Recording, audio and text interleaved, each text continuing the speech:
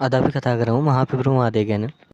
මේ විශ්වයේ තියෙන ශක්තිය එක් ශක්තියක් ලෙස පැවතුණා.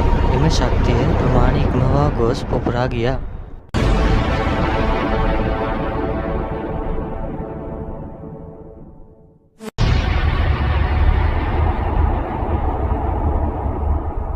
ඉන්පසු එම ශක්තිය පරමාණු වශයෙන් එක්වීමට පටන් ගත්තා.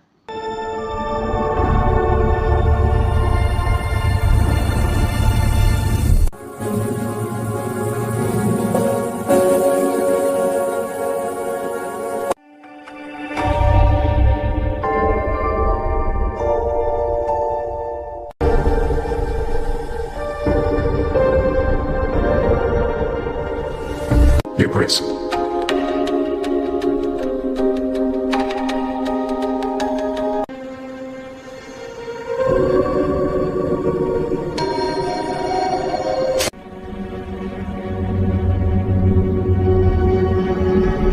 ඉන්පසු එම පරමාණු එක්වී තරු සහ ග්‍රහලෝක නිර්මාණය විය.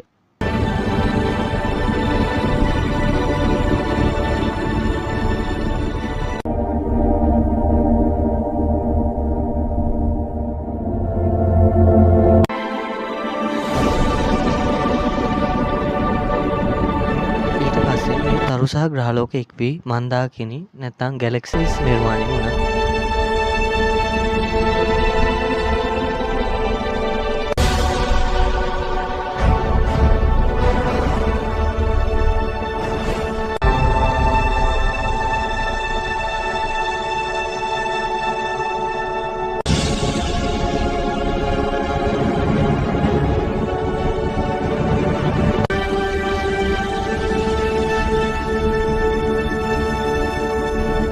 වීඩියෝ එක හොඳයි නම් ලයික් කරන්න, සබ්ස්ක්‍රයිබ් කරන්න.